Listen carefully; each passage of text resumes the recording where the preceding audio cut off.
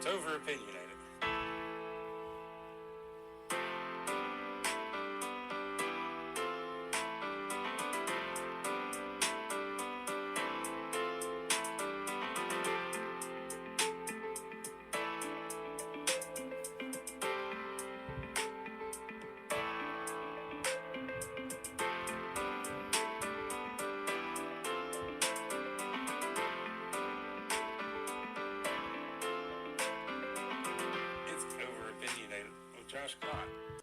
Hello everyone, thank you for tuning in to Over Opinionated. Before we start our episode, I just want to thank you guys. If you like this podcast, please give it a like and a share it to word of mouth.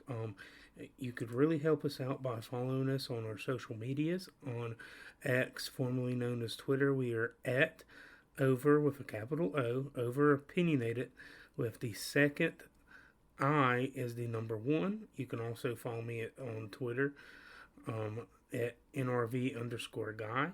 You can follow me on TikTok at Over Opinionated. And you can follow me on Facebook with Over Opinionated. If you would like and you feel led to give to this show, you can also contribute to us at Patreon at www.patreon.com/overopinionated679. And there is a slash, and you can give to us for as little as $1. And that would help the show grow. It would help me put into the show more financially. And we promise every time before we make a withdrawal, we give 10% to a pro-life charity to help save the lives of the unborn. But beyond all that, please just give us a prayer. And thank you so much. God bless you. And now let's get to your show.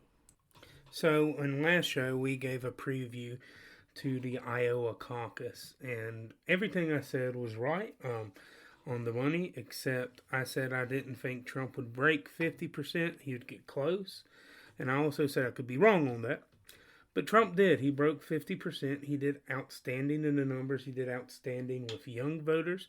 He did outstanding with first-time caucus voters, and he just blew it out of the waters. No non-incumbent will ever win this much of a caucus again unless there's a Trump setting where there was a president that was formerly president, got beat, and then ran again.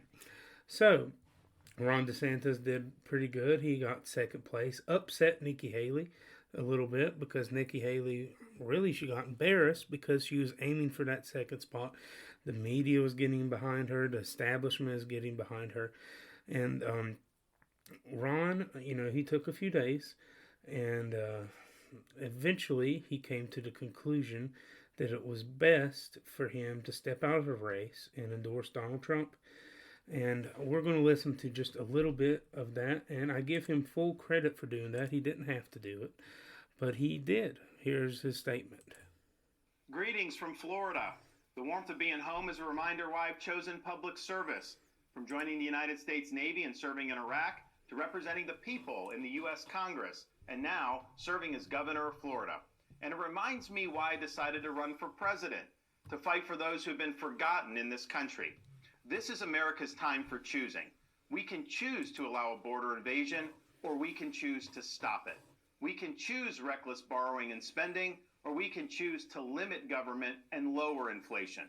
We can choose political indoctrination, or we can choose classical education. These choices are symptoms of the underlying struggle to ensure that constitutional government can endure and that Western civilization can survive. And we launched this campaign to bring accountability to government, regain sovereignty at our border, and restore sanity to our society. We cannot succeed as a country if we allow our nation to be invaded, our currency to be debased, our cities to crumble, and our kids to be indoctrinated.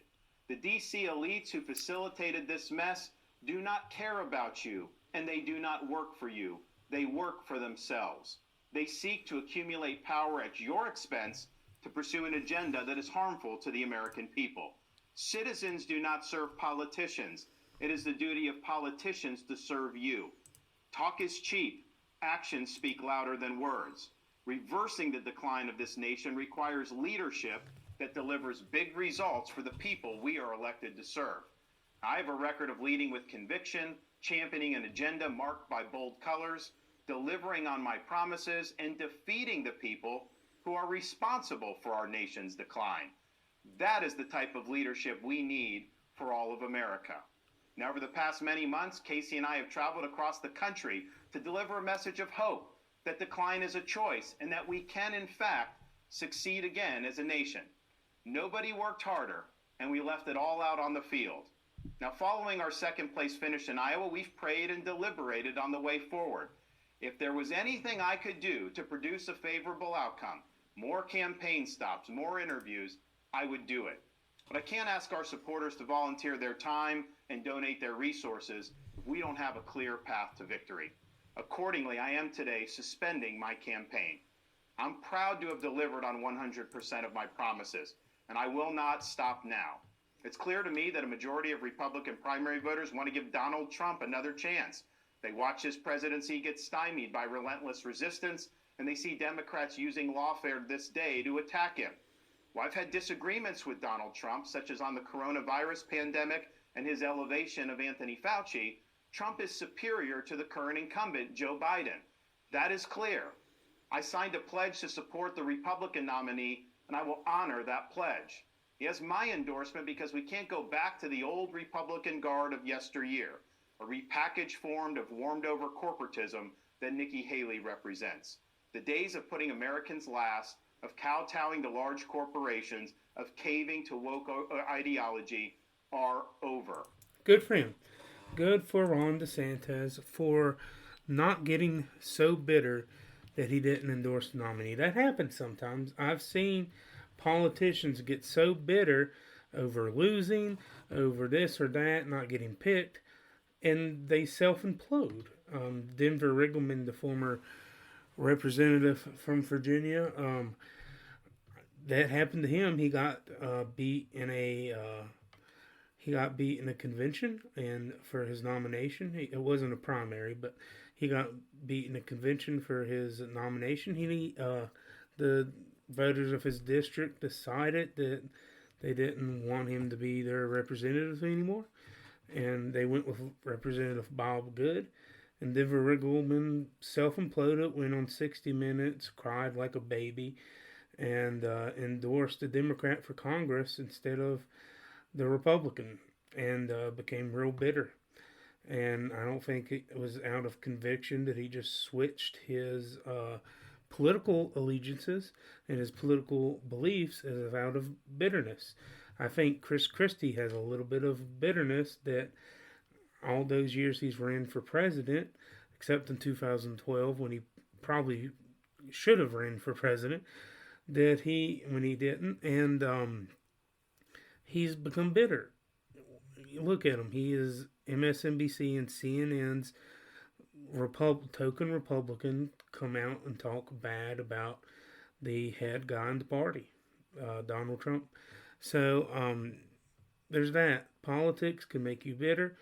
I do think that this has stung. I do think it's hurt Ron in some ways.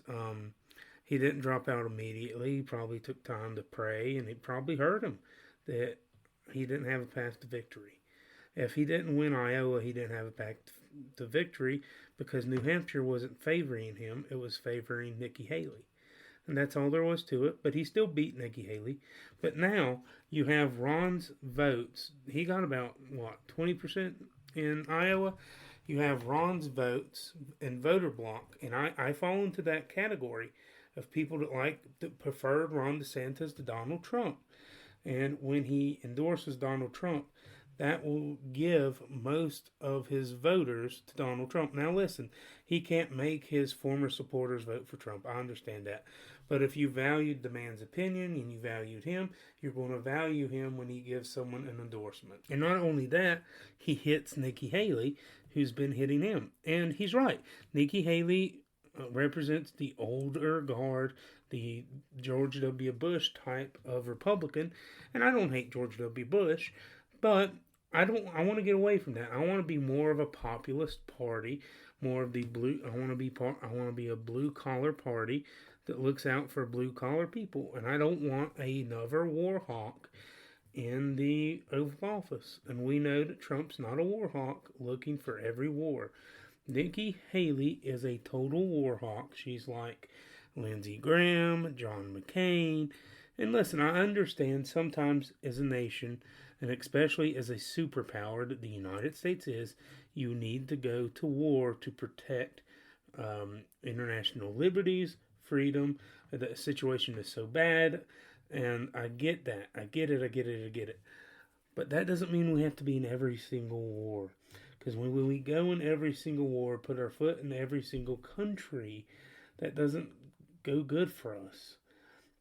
The last couple wars in the Middle East didn't do great for us, especially Afghanistan. And now, don't get me wrong, we beat the Taliban in Afghanistan. Forgive me for mispronouncing it, but we beat the Taliban there. But we had the occupation for a while, and we tried to train up the Afghani army, and when we left, it went right back to the Taliban. So we wasted all our blood, sweat, tears, and treasure from our tax dollars for nothing. We got very little out of that war, and I respect and every man and woman that put on the United States military and fought in that war. I'm very thankful for them, and this is not a criticism on the soldiers. Just because you don't want to go to every war doesn't mean you hate the military or hate our soldiers. I've got a lot of respect for the military and a lot of respect for our soldiers, okay? I don't buy a line if you're against the war, you're against the soldiers. With that being said, I also don't believe that we can take a complete isolationist approach and say, y'all do it yourself. We have to be very strategic. We have to say what advances America the most. And sometimes I do believe, out of moral responsibility after being a superpower, we can help those in need. I think it's a good thing that the United States supports Israel. I think it's a good thing that the United States supports Ukraine. But I don't think the United States should support Israel and Ukraine with no strings attached. There's a difference between me and the warhawks on that. A lot of warhawks would say, send money to Israel, send money to Ukraine, no strings attached. No. If you're getting our money, if you're getting our military equipment, you're getting our assistance, there's terms and conditioning to that. And listen, I'm not fussing on Israel as much as I am Ukraine, okay? I am putting them in that category because we do assist them, but they're not in the same vein as Ukraine. What happened in Israel was completely awful. It was evil. I'm not saying what's happening in Ukraine is good. It's not. But they are two completely different situations. And we have Israel that's dealing with a terrorist organization, Hamas. And then we have Ukraine that's dealing with an evil government in Russia, which is a oligarchical dictatorship, and they have fake elections, and they always vote the exact same for Vladimir Putin. They're rigged. They're not a real federation. They're not a real republic in any traditional sense. They're an oligarchical dictatorship, and they're evil. But it does come with strings attached. And I really do think the United States needs to sit down Vladimir Zelensky, the president of Ukraine, and say, listen, you're not making any more advances. We're spending a lot of money on you. We're spending a lot of our military resources on you. Something's got to give. You're going to have to make concessions you don't like. And you're going to have to play hardball. He's not going to like it. But he will eventually have to agree to it because he doesn't have any more options. He's getting the vast majority of his defenses from the United States, and he doesn't want to lose his entire country. So he'll have to agree to it. Man, I went on a rant and did not mean to. But the old neocon type of Republican is dying out. And that's a good thing. We need populists. We need people that don't want to run into every war. We need people that care about blue-collar, poor people. Not just poor people, but middle-class people And that's partially why Trump did good the first time, because he appealed to the Midwestern voter. He appealed to a lot of union workers that don't like the crazy woke crap, but also need help financially. All right, everyone, it is showtime. We are in New Hampshire, the very first in the nation for a primary. The Democrats are running with a chicken with no head, and the Republicans are steamrolling ahead with their primary.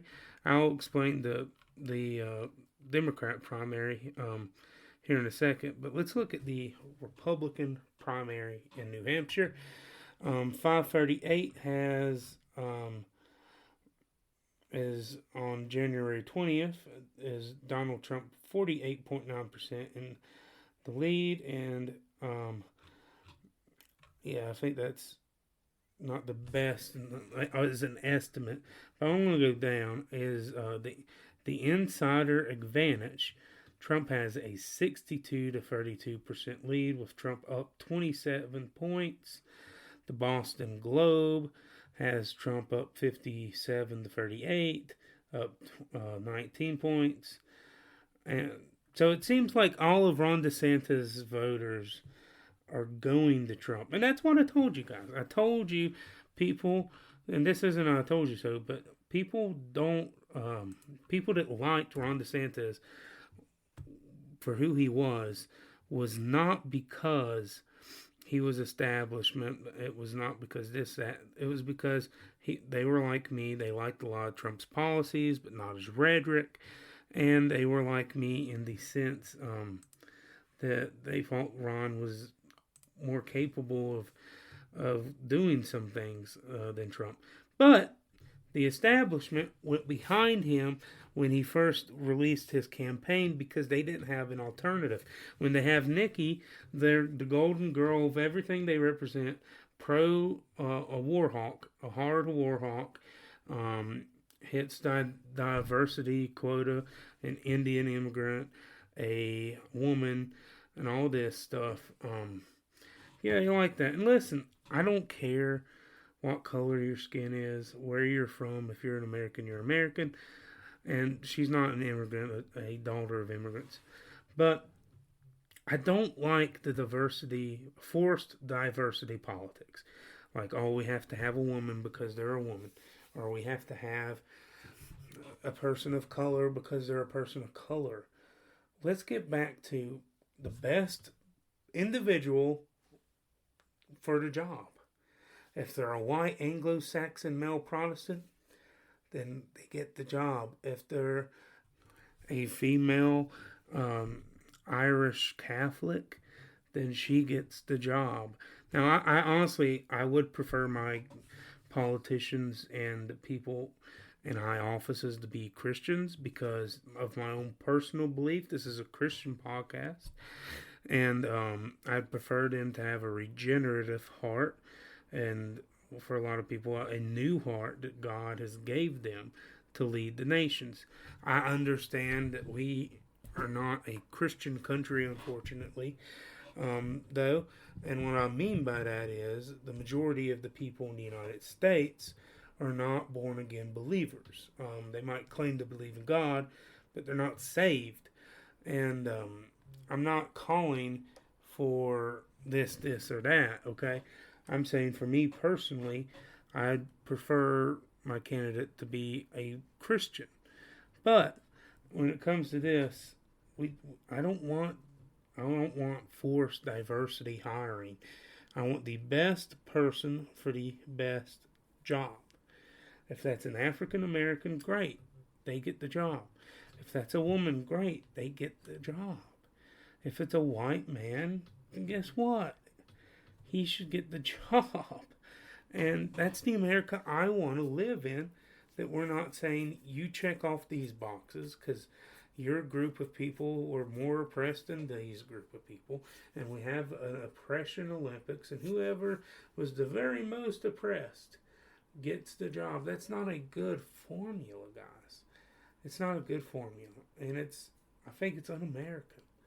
I think what we do is, instead of that is, we get to the best people for the best job, And when diversity happens, when it's an African American male, a female, this, that, or that, then we celebrate and say, listen, they overcame a lot, and they're the best person. They truly are the best person for the job.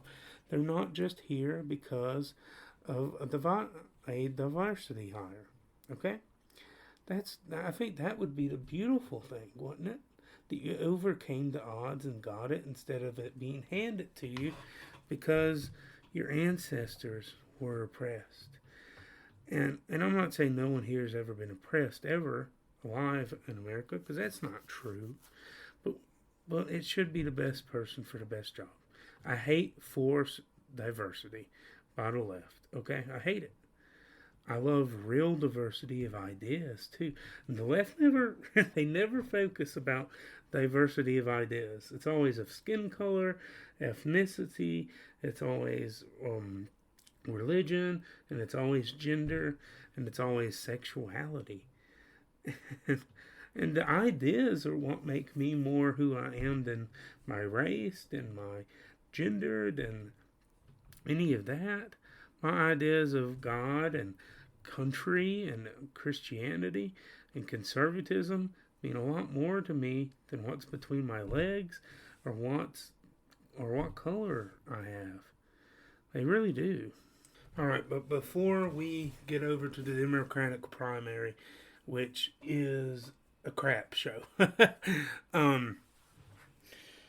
Nikki Haley's best bet is for all the left, and this is what she's hoping for, all the moderate establishment type of Republicans to go vote for her. That's what she's betting on. 2, obviously she'll get that vote, but she's hoping this is an open primary. Anyone can vote in any election. You can.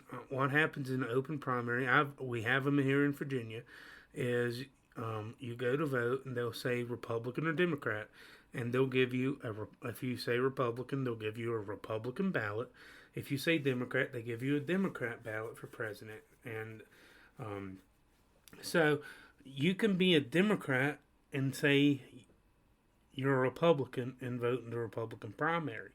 You can be a Democrat voter. There's no way to prove it in this type of primary, and it's just by word of mouth. I don't like an open primary because, for this very reason, Democrats can vote in Republican primaries, and that does happen because they try to pick the weakest candidate, or they try to pick the candidate in like this situation. They hate Trump. So there will be some Democrats that vote for Nikki Haley.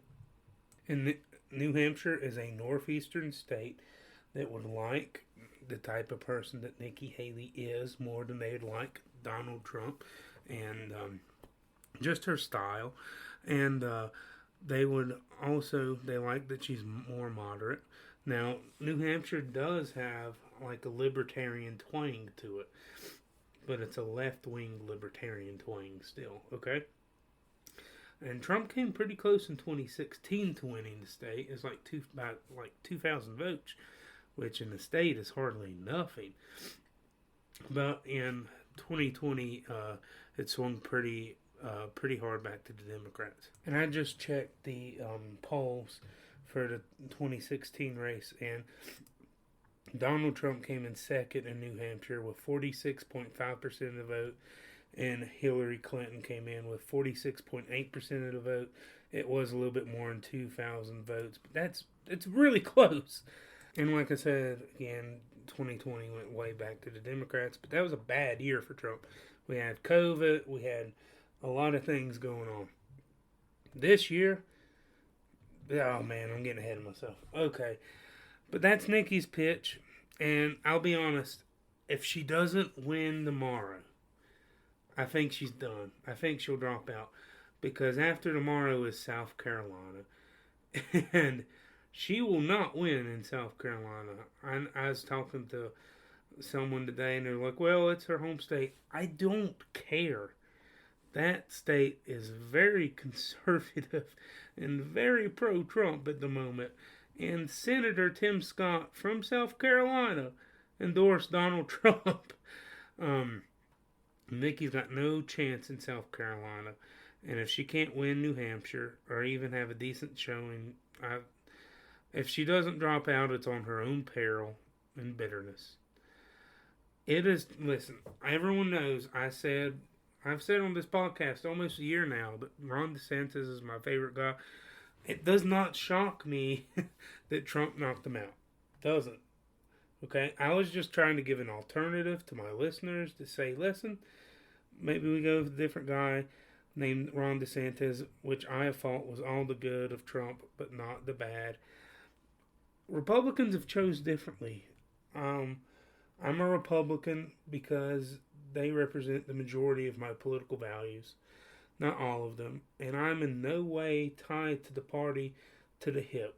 If the Republican Party does something I think is wrong or evil, I will criticize them.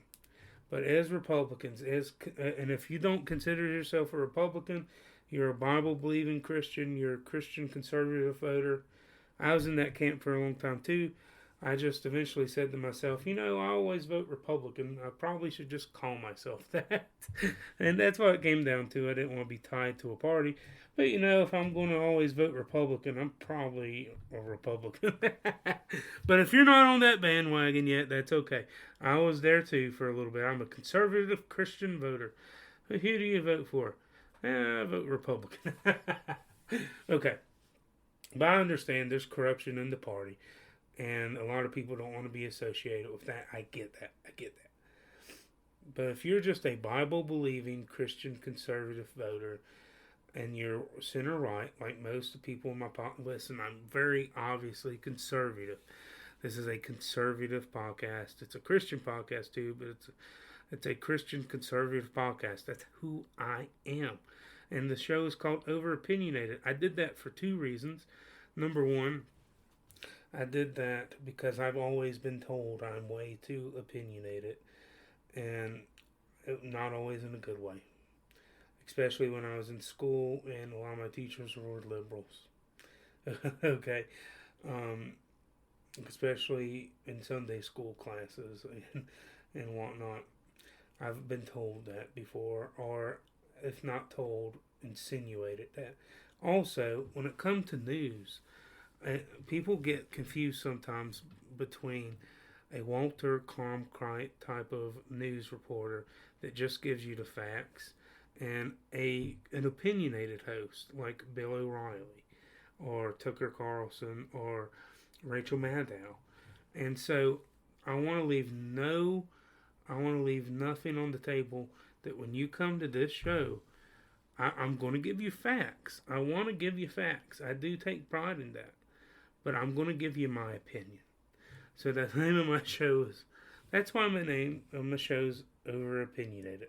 You're getting my opinions. You're getting Josh Scott's opinions. And I'm not trying to talk to myself in the third person to be weird. I'm just saying you're getting my opinions, okay? I think it's time as a party to rally behind one candidate. And that one candidate is Donald Trump. That's what the people in Iowa said. I think that's what the people in New Hampshire are going to say tomorrow. And I think Trump's going to blow her out of the water. So this is what I'm going to say right now. I'm not saying you can't criticize him for anything he's ever done. Please, for the love of God, don't just say this man walks on gold because he's our nominee or soon-to-be nominee. No, if he does something I don't like, I'm going to criticize him, but not to an awful point. Not to a point where I don't want people to say, well, I can't vote for him. Okay? Now, if he said something awful like Jesus isn't God, heck yeah, I'm going to shred him to pieces. That's not what I'm talking about. If he makes a small mistake here, Trump's going to make mistakes. That's what he always does.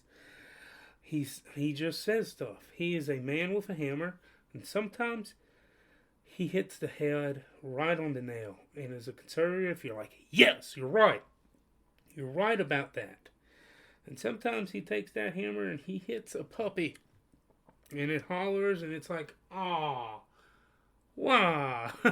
No, don't do that. What I'm saying is give him some grace with his language, with his words.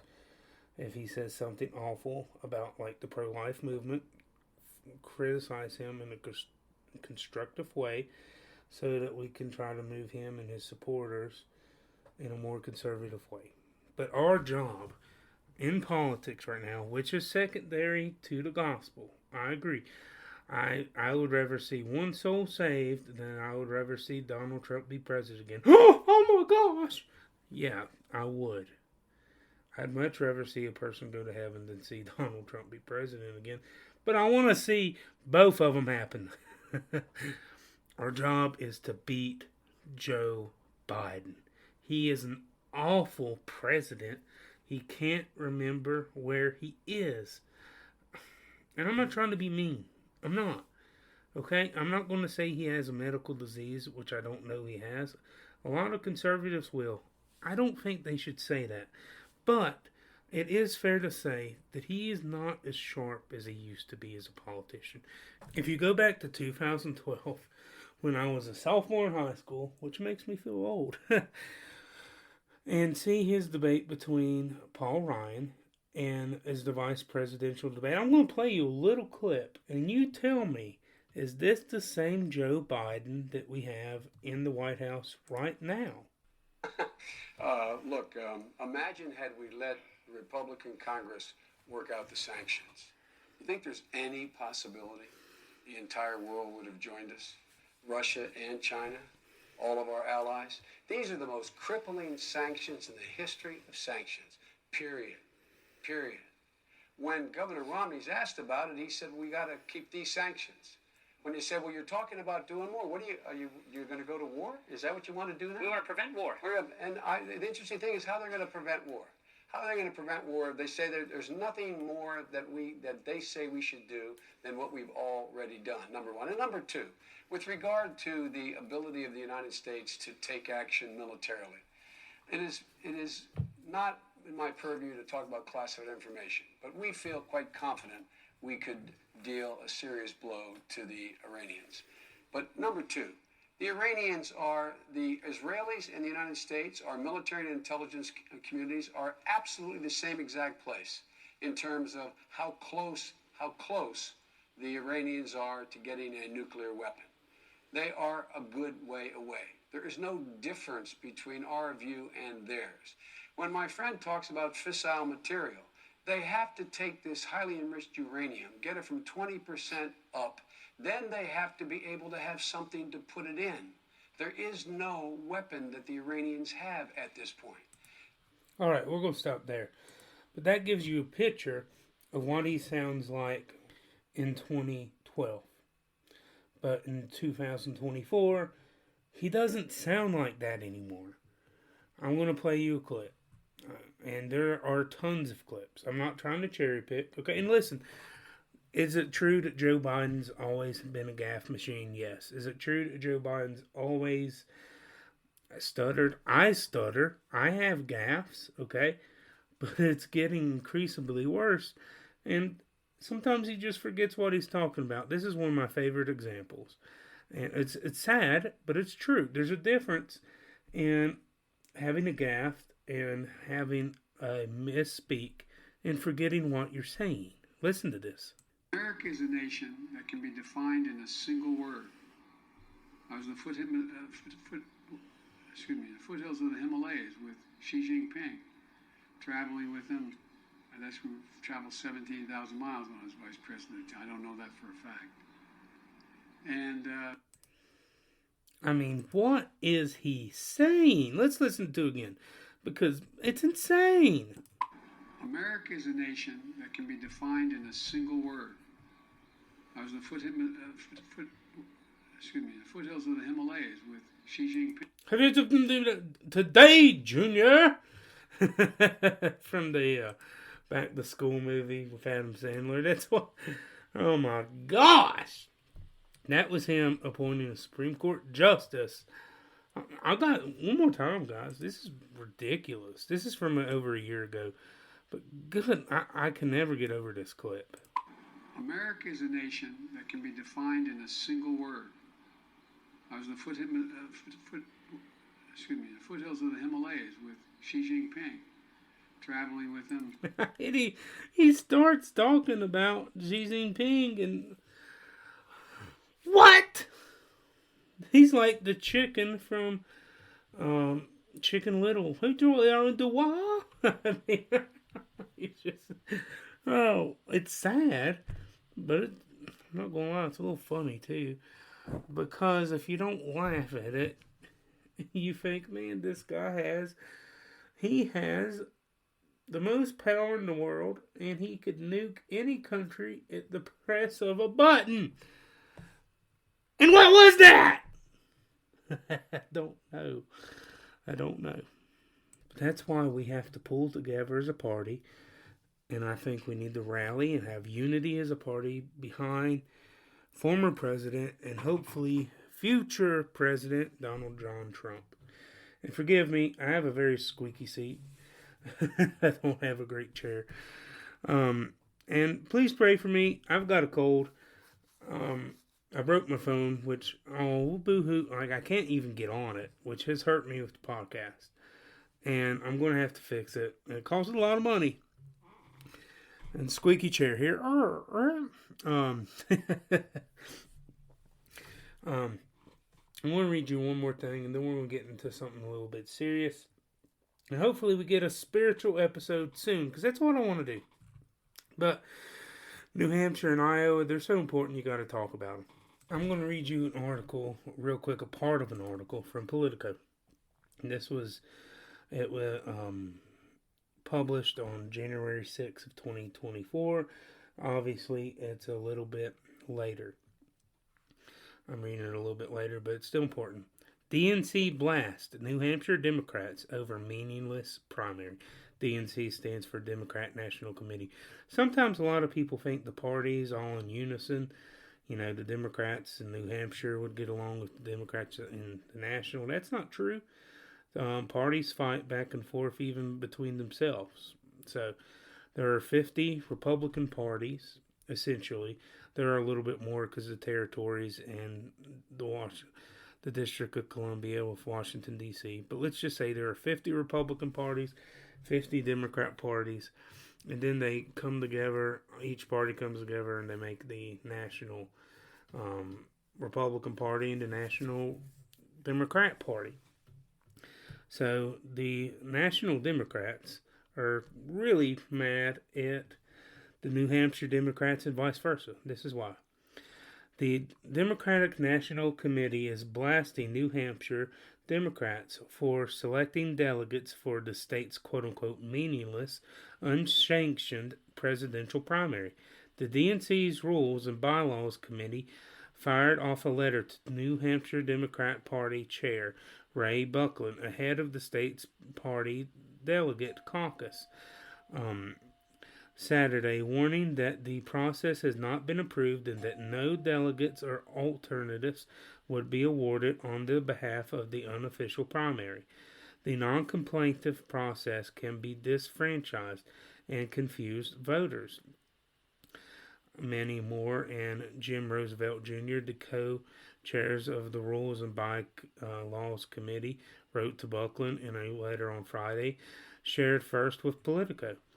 The coming primary is detrimental and meaningless, they wrote, and the New Hampshire Democratic Party and the presidential candidates should take a step possible not to participate. The committee asked the state party to submit a complaint delegate session by January 15th. Buckland and the New Hampshire Democratic Party chair dismissed the pushback as nothing new. They've been saying it for a year now. Yes, we persist, he said. So he's going against the National Democratic Committee. They're mad at him. He's mad at them. This is why. New Hampshire is holding an unsanctioned Democratic Party in just over 2 weeks after state and national Democrats failed to agree on the order of this year's nominating calendar. President Joe Biden and the DNC pitched South Carolina as a more diverse state that propelled Biden to the nomination in 2020 for the leadoff spot. But Republicans who control New Hampshire's government refuse to change the law that states that the state must hold the primary a week before any similar contest. The Secretary of State scheduled the primary for January 23rd. South Carolina's Democratic primary is February 3rd. Biden skipped putting his name. So Biden chose not to put his name on the New Hampshire primary. This is kind of big because it's New Hampshire. It's normally in every other year except this one is the first primary in the nation, and Iowa is the first caucus. And if you're going to win the nomination for your party, you either want Iowa, which Democrats didn't have their Iowa caucus last week. They're going to have it later. So they really want South Carolina as a more diverse, racially diverse base. And Biden was losing before South Carolina. Remember that. Bernie was beating Biden. And Biden relied on the African American vote. He got it. He bank shot it. It was close, but he got it. And that's why he wants South Carolina to be first. And, Chris Sununu is the governor of New Hampshire. And I don't know how their demographic works when it comes to the House Assembly and the state senators. But, it is a big thing of national pride that New Hampshire is the first primary. And New Hampshire Democrats are pissed at the DNC for this. So we're going to start. Biden skipped putting his name on the ballot for New Hampshire's primary as a result. His allies in the state are now riding a writing campaign on his behalf.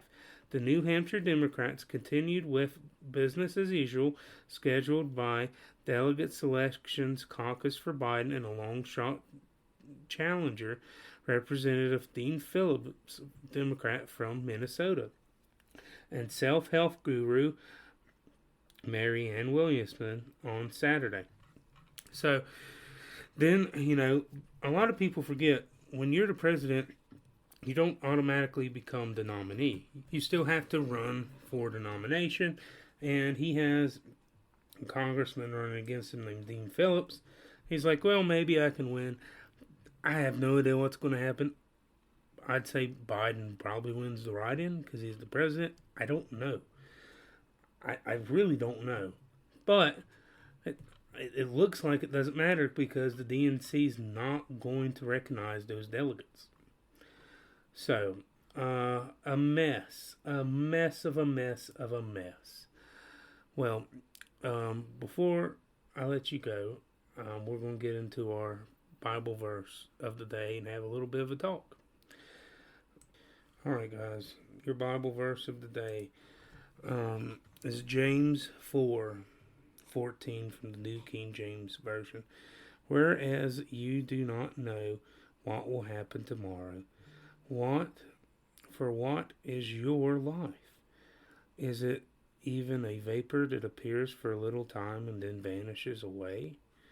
And that might seem a little dark, but there's a story behind it.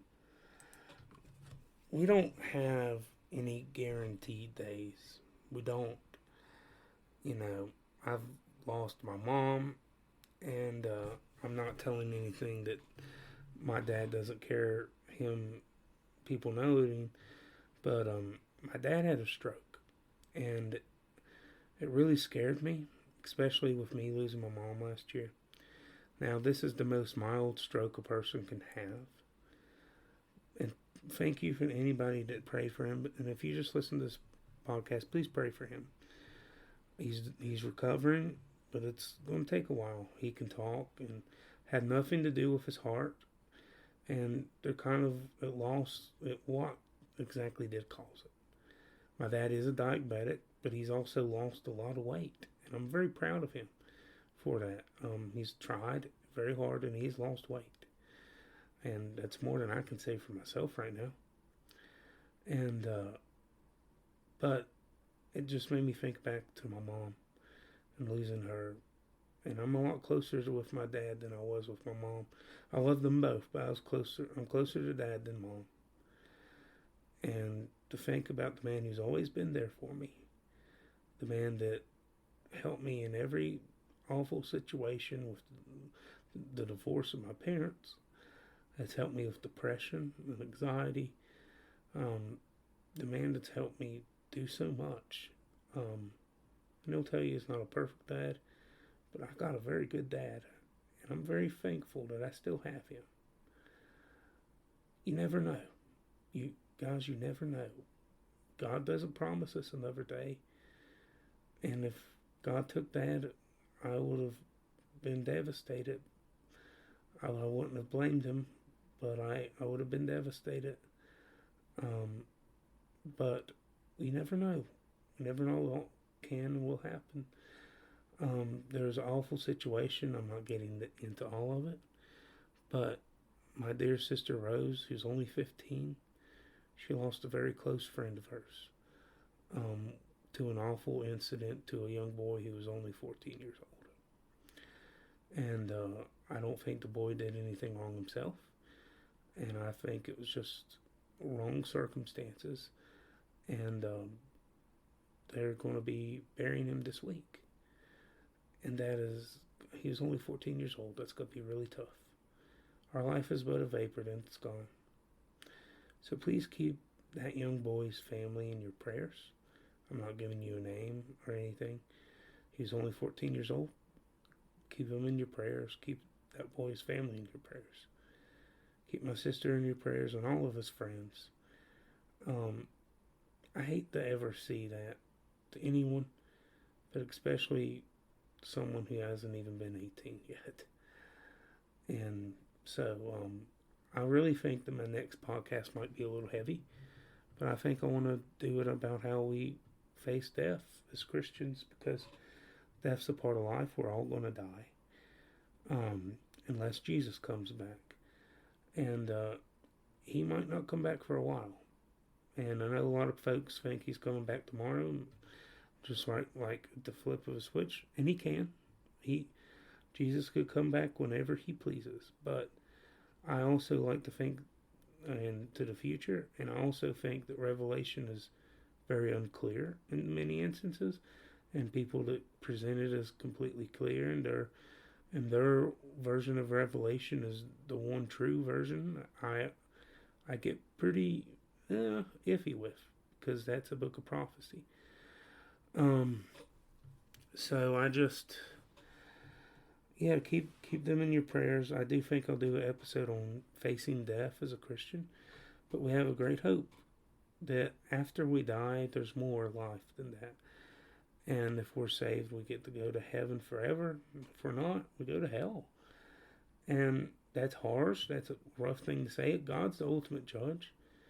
I don't know the outcome of anyone's soul. Neither do you. And I think God is very gracious, but I also think he is righteous. And I don't think they conflict. It's very humbling, very reassuring, and can be very terrifying, and I think they're supposed to be both. It terrifies me to think that one day I'm going to look Jesus in his eyes and be held accountable, and people will say, well, that'll make you try to live better. And I hope it does. I like to think it does. But people don't realize the severity of sin. And there's no way we can escape that we are sinners, desperate sinners that need Jesus. We are human beings that have a wicked heart. Even when God's working on us, we can't truly trust our heart. I know he gives us a new one, but there's the old man and the new man. So I pray every day that Jesus, when he judges me, that God the Son will have mercy on me, because he has every right. He has every right to throw me in the lake of fire. And I've heard some people say, when I get to heaven, when I get to judge God, when God judges me, I'm going to ask him why he gave that person cancer, or why he made the world so horrible, or why the Holocaust happened. No, you're not. No, you're not. You're not going to ask that. You're going to be in a puddle of pee, sucking your thumb, because he is the one true king, and you will be at awe at him, and you will confess with your tongue that Jesus Christ is Lord. I just want to get used to it now. I don't want it to be strange then. I want to be used to it now, because Jesus is Lord. He is King. And oh my goodness, it terrifies me that I'm going to get judged by a holy God, and I'm an unholy man. And I'm not saying this to play up. I mean it. I deserve to die and burn in hell forever, and that's what everyone deserves. Oh, I'm very thankful. I'm very thankful that we don't have to, because of love. Because that he loved us and died for us, that if we accept him and believe in him, I don't think we can be perfect before we die and go to heaven like some people do, because I don't think that's true. But we can be perfect in him and be delivered in him. I think if I sinned before I die, I would be terrified. But I know that I have a hope in him and reassurance that my salvation is not so fragile and so weak that I could fall from his hands. Now I do believe in free will. I believe you can leave God, but I don't believe he'll leave you. I don't think he's so quick to push us out of his grace and his will. I don't believe that. Oh, everyone, please keep them in your prayers. Please, they need your prayers the most this week. Oh, God bless you guys. I hope you have a great day. Please stay attentive. I'm not able to post a lot on TikTok right now, which I use to promote the show. I can't really post on Twitter right now because my phone's broken, and I can't really get into it without it. I am still using the Facebook page, and I'm still working, but my phone helps me make this a better podcast, and right now it's hard, but it is what it is. We got what we got, and I'm doing the best I can, and God bless you all. God loves you. Have a great day. Jesus is Lord and King.